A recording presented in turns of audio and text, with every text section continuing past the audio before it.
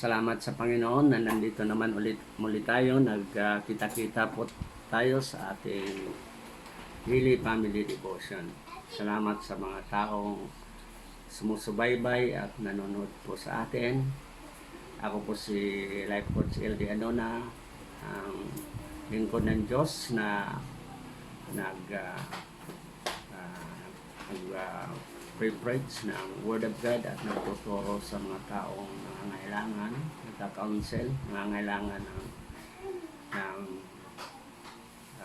advice bilang life coach sa lahat po ng parte ng ating buhay. Ako po ay willing share ng aking munting nalalaman patungkol po sa buhay. Salamat sa araw na ito na nakasama po kayo, sa lahat po ng mga nakikinig at nagsusubaybay, sa mga kilala ko at sa mga hindi ko kilala sa FB, sa social media, sa YouTube. Salamat sa inyong pagtangkilik sa akin o pag-subscribe. Pwede mag-like at saka mag-share sa video nito. So, ang ating pong pag-aaralan sa ating daily devotion today, nandito po sa libro ng Kawikaan, Book of Proverbs, chapter 15. Ito po ay Tagalog version o Filipino version. Dahil po yung nauna na aking meron po akong waray-waray na video para po sa mga taga dito sa amin sa Region 8, particularly mga taga-Tacloban, reach out at sa lahat ng mga taga-waray-waray o waraynon sa buong mundo. So ito ay para doon sa mga hindi nakakaintindi ng waray-waray. Ito ay Tagalog version. So salamat sa inyong pagtangkilik, inyong pagsubaybay, lahat ng aking mga kakilala, mga classmates, mga ka-church, mga makakasama sa gawain ng Panginoon. Salamat sa opportunity na ibinigay sa atin sa social media. So dito sa Kawikaan chapter 15 verse 5, mag-umpisa po tayo.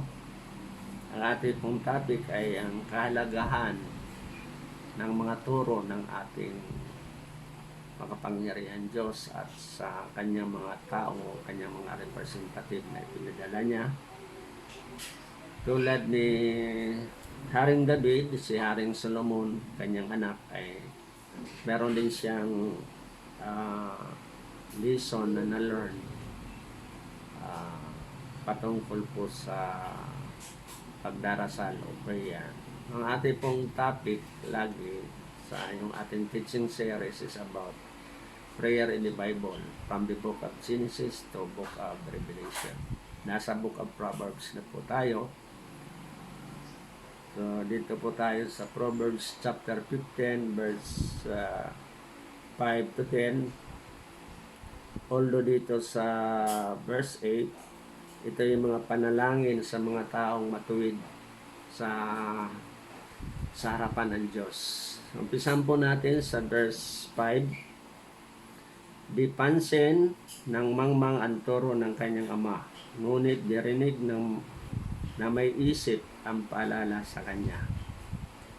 Totoo po ito mga kapatid, na ang mangmang ay binabaliwan niya ang turo ng kanyang ama o ang mga tao na merong nalalaman, lalo na may nalalaman sa salita ng Diyos, na ito ituro ng ating amang makapangyarihan, ang ama natin, ama ng mga ama na lahat na nasa langit.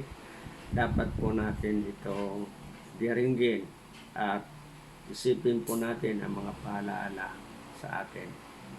Dahil po kung hindi tayo makikinig ng mga pagtuturo at paalaala sa atin, darating ang panahon na mapunta tayo sa kapahamakan. Totoo na ang pagsisisi ay hindi na uuna, kundi lagi nasa muli ang pagsisisi.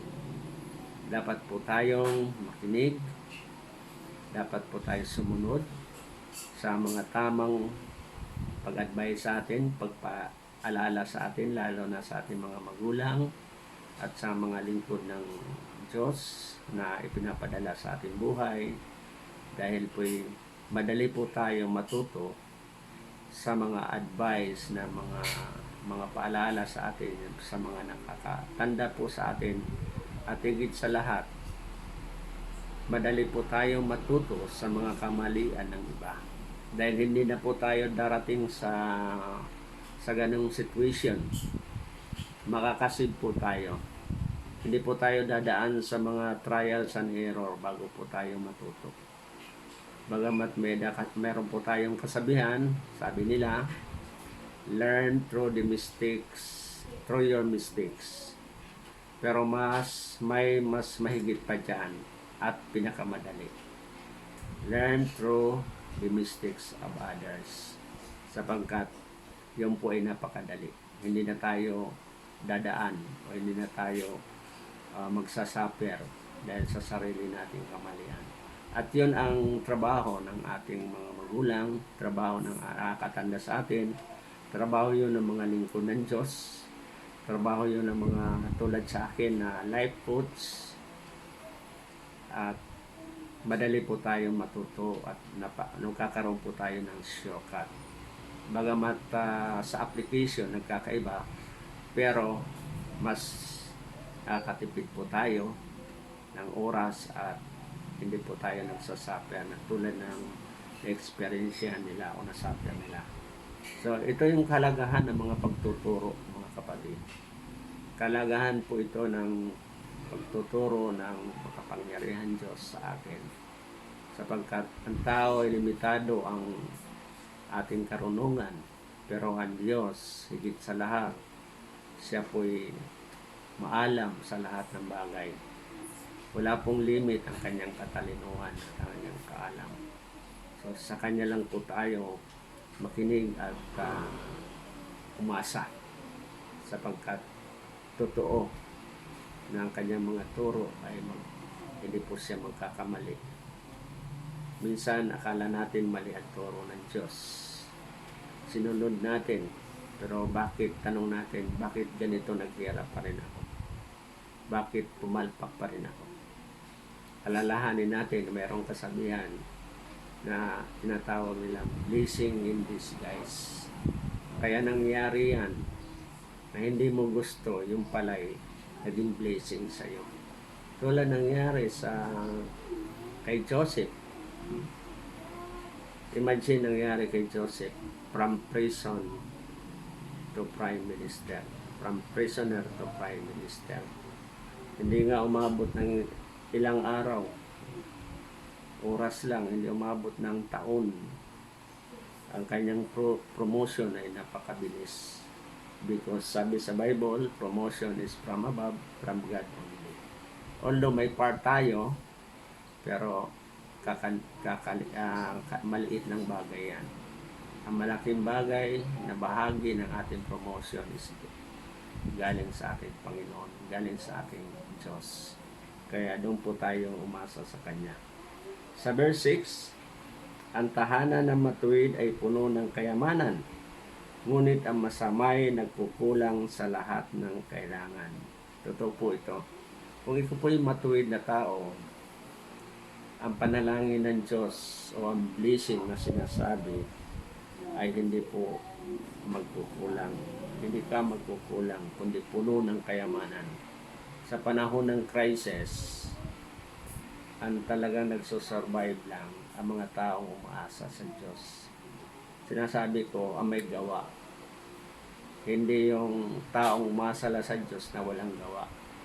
Sabi nga sa atin naririnig, nasa Diyos ang awa, nasa tao ang gawa.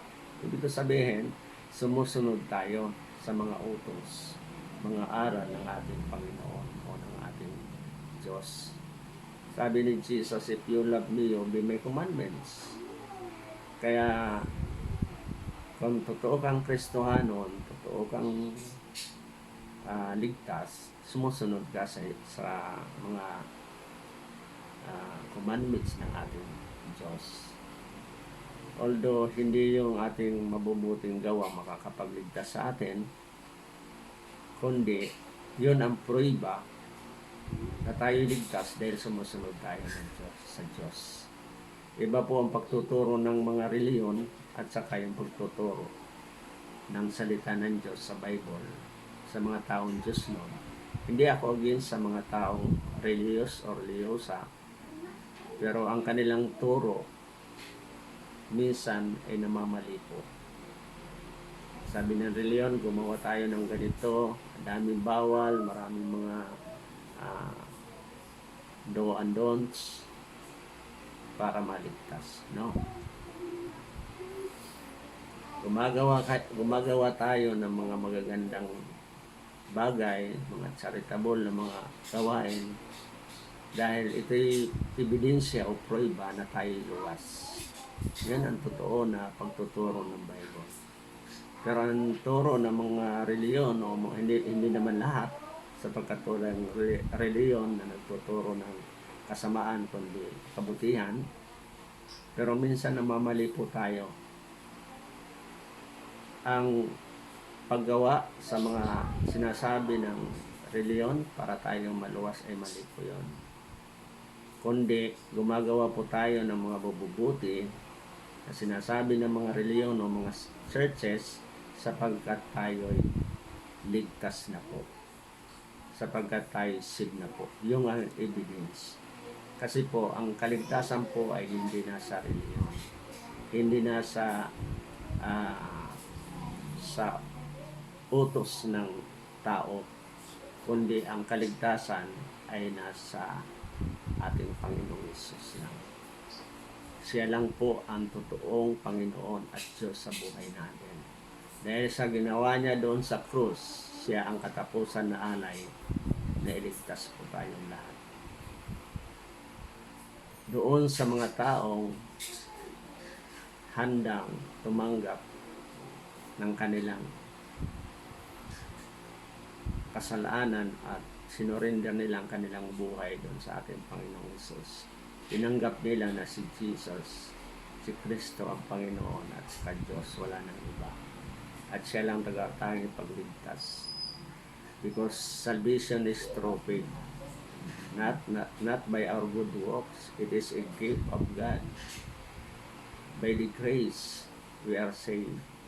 So, nobody will boast about that. Walang magyayabang dahil sa kanyang kaligtasan. Sapagkat ang kaligtasan ay grasya ng Diyos. Libreng regalo. Ang sa atin ay tanggapin natin. Maniwala po tayo. At sa pamagitan niya yan, tinanggap natin, sinurinder natin ating buhay, sumunod tayo sa mga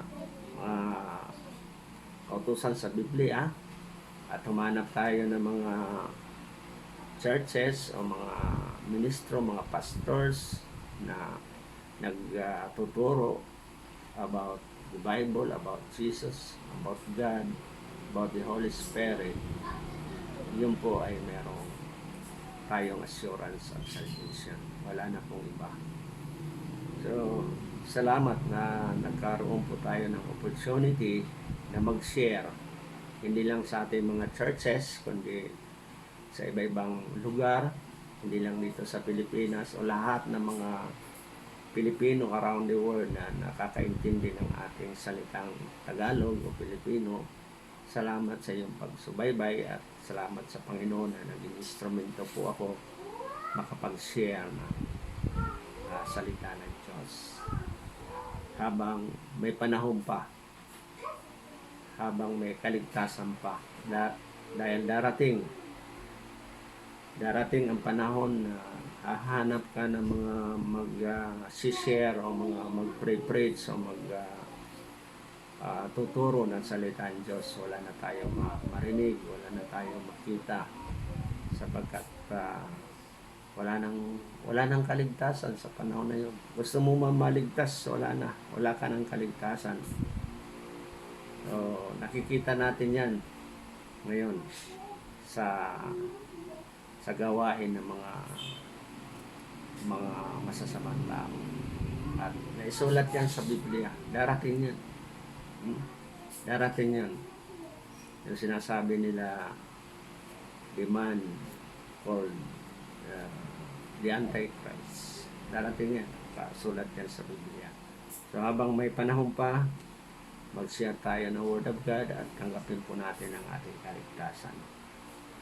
Dito sa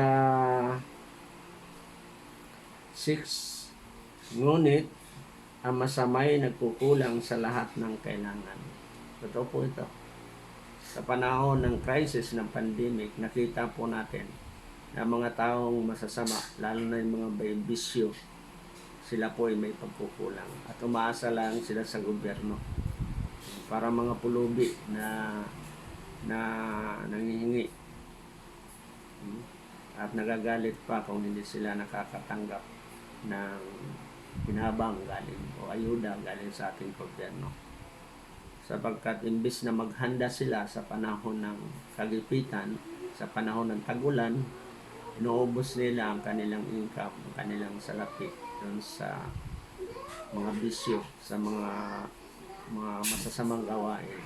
So pagdating ng ganitong panahon, sila ang mga nagkukulang, sila ang mga naghihirap. Ngunit ang mga taong matapat, mga taong matuwid, mayroong paghahanda pagdating ng kalamidad, pagdating ng kahirapan tulad ngayon, ay hindi po sila nagkukulang sapagkat sila ay mga kayamanan. Sabi nga sa Bible, learn from the ants. Sa mga ants, yung mga tawag dito sa Tagalog. Sa amin sa Bisaya, tubak. Tingnan natin yung mga ants. Sa panahon ng tag-init, sila'y walang sawa nag-iipon ng mga makakain nila.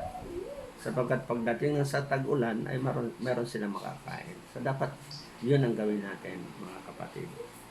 Habang malakas ka pa, habang umi-income ka pa, mag-save ka. Mag-ipon ka. Mag-invest ka. At pagdating ng katandaan, kalamidad, ay hindi ka magigipit. Lagi ka mayroon. Salamat sa mga pagtuturo natin nakukuha dito sa salita ng Diyos.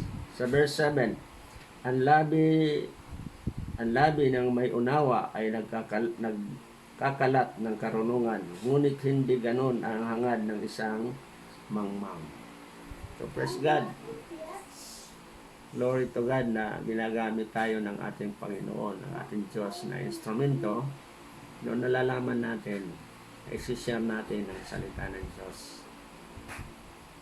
Sapagkat importante, sabi nila, pastor lang ba ang kailangan mag-preach, mag-share ng Word of God? No. Lahat tayo, lahat ng Kristiyanos, lahat ng tao, lalo na mga naka-experience, nakapag-aral sa Biblia, karapatan po natin. Hindi hadlang itong lockdown na mapag-share tayo. Sa aking buhay, hindi po ako simula ayaw po talaga mag-pastor, pero dahil sa calling ng ating Panginoon, sapagkat ang aking profession ay isa po akong engineer, isa po akong professor sa college, malayo. Pero dahil sa pagtawag ng ating makapangyarihan Diyos, since 1980, tinawag na po niya ako. 1986, nag-full time po ako sa ministry. At nag-part-time at naging missionary, tent maker, mission sa United Arab Emirates bilang engineer din doon. So, that's an opportunity na pinagkaloob sa atin ng Panginoon. So, salamat sa Diyos na ginamit po tayo. At salamat sa mga nakikinig. Salamat sa mga naging parte ng buhay ko. Lahat ng mga naging connection ako sa kanila. Sapagkat malaki po ang naitulong ko sa kanila, hindi lang sa material, physical, even sa spiritual. So salamat sa mga nakikinig ngayon. Magiging part ako, nagkakaroon tayo ng connection through social media. Subaybayan niyo po ako at marami po kayong matututunan at willing po ako i-share itong aking nalalaman. Sa verse 8, kasuklam-suklam kay Yahweh ang handog na masama, ngunit sa panalangin na matuwid, siya ay natutuwa. Salamat sa Diyos, purihin po si Yahweh sapagkat siya ay nakikinig lagi sa ating mga matuwid, sa mga matuwid, nakikinig sa ating mga panalangin o sa ating mga pagdarasal. Sa katunayan nga ngayong last May 11 at today dito sa amin sa province of Leyte, may good news po is COVID-free po kami. At dininig po niya ang aming mga panalangin ng kapwa na ako manggagawa dito sa Tacloban at sa buong province, buong Pilipinas. So, answers prayer po yan at nakikinig siya sa mga panalangin natin. At yun din ang ating panalangin na maging COVID-free, hindi lang sa dito sa Tacloban o province of Leyte, kundi sa buong region, sa buong Visayas at Mindanao, Luzon at buong Pilipinas at sa buong mundo na maging COVID-free ang lahat, lalo na sa iba-ibang bansa na magkaroon po ng COVID-free. Sa Amerika, lalo na yung mga most affected na mga nation. Hindi man sabay-sabay, kundi halos lahat maging COVID-free. Yun po ang ating panalangin. Sapagkat halos sa buong mundo meron tayong mga kapwa Pilipino na nandoon. At ang ating panalangin na mailigtas po silang lahat at maging COVID-free ang the whole world. So salamat sa assurance ng panalangin natin na ang Diyos nakikinig sa atin. Sa verse 9, sa gawaing masama si Yahweh ay namumuhi, ngunit kanyang minamahal ang sa katwirang lumalagi. Totoo po yun. Na ang Diyos namumuhi, si Yahweh. Ang pangalan ng ating Diyos si Yahweh. Si Jesus, si Yeshua. Si God, sa Hebrew, Yahweh ang tawag sa Kanya. Yan ang ating Ama, makapangyarihan. Si Jesus sa Hebrew, Yeshua. Siya ang anak. At ang Kanyang nabilin sa atin ngayon, dispensation of the Holy Spirit, yun ang nakakasama natin ngayon. So, namumuhi si Yahweh sa mga taong gumagawa ng kasalanan. Ngunit, Kanya minamahal ang mga makatwiran, lumalagi sa katwiran. Salamat tayo sa Panginoon na karamihan ng mga tao ngayon, lalo na sa panahon ng COVID, marami po ang naging matuwid, marami po ang naging makadiyos, marami pong tumatawag sa Diyos, marami pong naging religyoso, bagamat kulang pa. Kailangan maging Diyos nun po tayo. Kasi ang Diyos natutuwa sa mga Diyos nun o mga may takot sa Diyos at sumusunod sa Kanya. Kaysa mga religyoso na ang kanilang devotion ay sa kanilang reliyon at nagsisimba sa mga Diyos-Diyos o mga idolatry. Namumuhi po ang Diyos dyan. So bilang Pilipino, atin po pagdasal ang ating mga kababayan. Meron po tayong malaking reliyon sa Pilipinas nga ang tawag dyan ay ang Roman Katoliko. Napakalaki po, pero hanggang ngayon tinatanggap pa rin nila ang maling aral o paniniwala tungkol sa Diyos. Isa lang po ang Diyos at ang Diyos na buhay ay hindi nakikita. So lahat ng Diyos na nakikita ay hindi po yan Diyos. Diyosan po yan. And that is idolatry.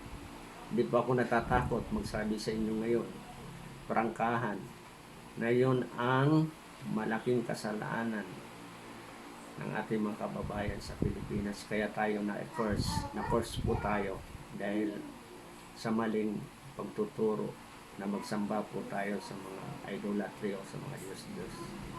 So itong panalangin na lahat ng reliyon sa Pilipinas, lalo na yung malaking reliyon na doon tayo nanggaling, at yung pa rin ang ating reliyon sapagkat hindi po tayo nagpapalit ng reliyon. Ang atin ang pinalitan ang paniniwala. Ang paniniwala na nakasulat dito sa Bible.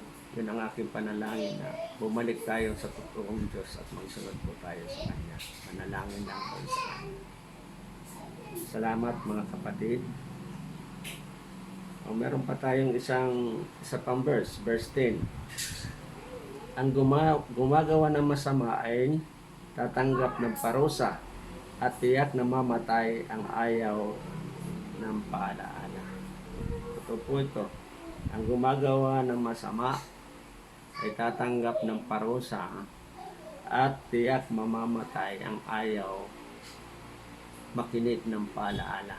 Totoo po yun, because sabi ng Biblia sa Bible, the wages of sin is death, and all have come short and commit sin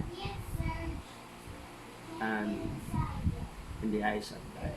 So lahat po, walang matuwid, walang righteous. Isa lang po ang naging matuwid at naging righteous, which is Jesus Christ. Not only man, but He is at the same time God. So hindi pa huli mga kapatid. Kumilala po tayo sa isang totoong Diyos. Ako'y humingi po sa inyo at nakikiusap. Iwanan po natin ang ating masamang mga gawain. Iwanan po natin ang pagsamba sa mga idols. Wala pong magagawa sa atin yan. Pagsisihan po natin yan. Tanggapin po natin ang kaisa-isang bugtong anak ng makapangyarihang Diyos na si Jesus Christ as our Lord and Savior, para po tayo magkaroon ng katiyakan, totoong assurance of salvation, at mawala na po ang curse sa ating bansa, mawala na po ang curse sa ating pamilya, sa ating buhay, mawala na yung curse na yan, at ibigay sa atin, ibalik sa atin ang makapangyarihan Diyos ang blessing.